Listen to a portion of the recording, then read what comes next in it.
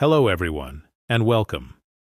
Today we're delving into a significant and evolving story that could reshape the landscape of American politics and economics. As Donald Trump prepares for his second term in office, a crucial question looms. How will the unprecedented presence of business titans within his administration influence the nation's trajectory? The incoming Trump administration is already being characterized as one of the wealthiest in U.S. history, far surpassing any previous administration. Beyond Trump himself, whose personal fortune is estimated to be in the neighborhood of $6 billion, a striking number of billionaires and multimillionaires are poised to assume powerful roles. This concentration of immense wealth at the highest levels of government has triggered alarm among many observers, who fear that these individuals could exploit their positions to further enrich themselves and their private business interests, potentially at the expense of public welfare. Among the proposed appointments, we find David Sacks, a prominent figure in Silicon Valley and a former chief operating officer at PayPal. He's slated to serve as the administration's crypto czar, a role that underscores the growing influence of digital currencies and the tech industry in national policy. Other notable nominations include Scott Bessent, a seasoned financial manager with a long history in the investment world, who is in line to become Secretary of the Treasury. His financial background raises questions about potential conflicts of interest when it comes to overseeing the nation's economic policy. Then there's Howard Lutnick, the head of the financial firm Cantor Fitzgerald, who is slated to be the Secretary of Commerce, raising similar questions about the intersection of private finance and government regulation. And finally, Linda McMahon, a former executive with the Professional Wrestling Federation WWE, has been nominated to head the Department of Education, drawing debate about her qualifications and background. Furthermore, we see a number of significant diplomatic appointments that reflect Trump's personal and business relationships. Warren Stevens, a major investor and owner of Stevens Inc., is proposed as the ambassador to the United Kingdom.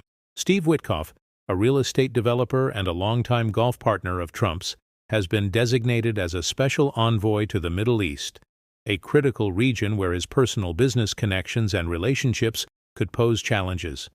Adding another layer of complexity, there are family ties entering the fray. Charles Kushner, the father of Trump's son-in-law Jared Kushner, and himself a prominent real estate developer from New Jersey, and previously pardoned by Trump, is being considered for the sensitive post of U.S. ambassador to France. Masad Boulos, the father of Tiffany Trump's husband, Michael Boulos, is being tapped as an advisor for Middle Eastern and Arab affairs, highlighting a new level of familial connections playing a role in U.S. diplomacy. Several billionaires are poised to take on key advisory roles, shaping not only the administration's direction but also its approach to governing. Vivek Ramaswamy, a former presidential candidate and prominent investor, and Elon Musk, one of the wealthiest people on the planet, will co-chair a commission focused on enhancing the efficiency of government operations, particularly through staff cuts, raising questions about the extent of influence from their business experience. Musk, with his expansive holdings in Tesla, SpaceX, and other ventures, is also taking on the role of an unofficial advisor, a move that is generating both excitement and concern about potential conflicts of interest.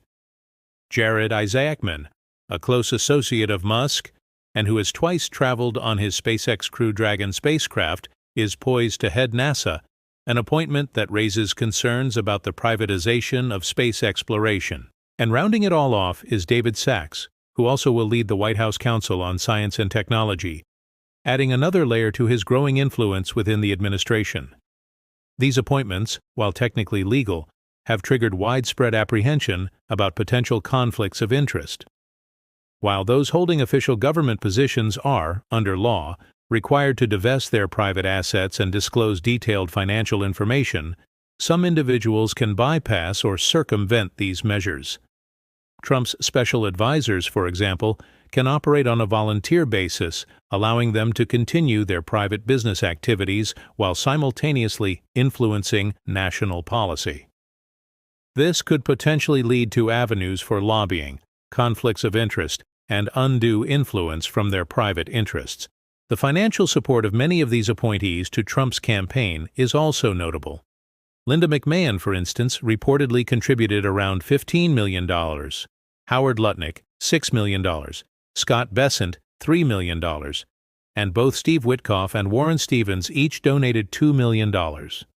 These donations, while substantial, are just a drop in the bucket compared to the overall spending.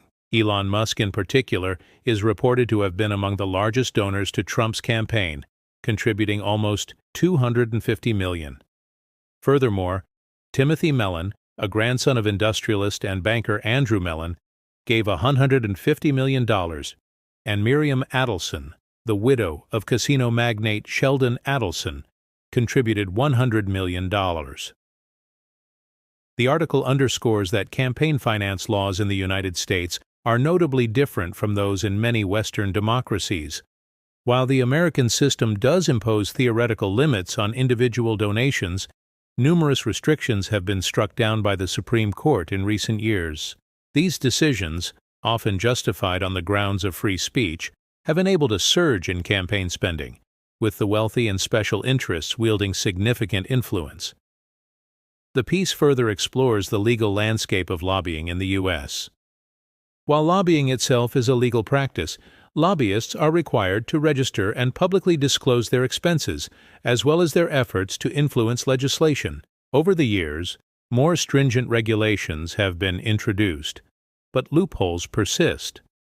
This has led to the concept of revolving doors between the private sector and government, which is becoming increasingly common.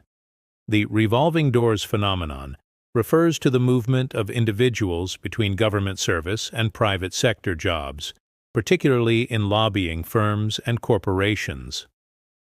Former lawmakers, their staff, and regulators frequently transition to positions within the industries they formerly regulated, and vice versa. This creates the potential for those with intimate knowledge and connections to utilize their positions for private gain. The article presents data showing that a significant number of former members of Congress, their staffs, and officials from the executive branch have moved to the private sector to become lobbyists. The article then cites studies and reports that indicate that economic elites and well-organized business groups are able to exert substantial influence on policy, dwarfing the influence of average citizens and mass-based groups. This has led to growing concern that the American political system, while theoretically democratic, is often unduly influenced by wealthy interests. As Donald Trump's administration prepares to assume office, the attention will focus on how these appointees navigate the intricate balance between their personal financial interests and their public service responsibilities. While existing government structures are theoretically designed to prevent conflicts of interest and corruption, there are considerable concerns that these safeguards might not be sufficient to curtail abuses, given the sheer concentration of wealth and business interests in this new administration.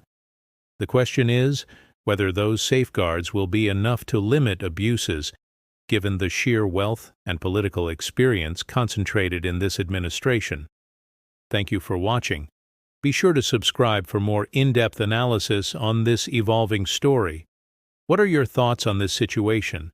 Please share them in the comments below, and let's get the conversation started.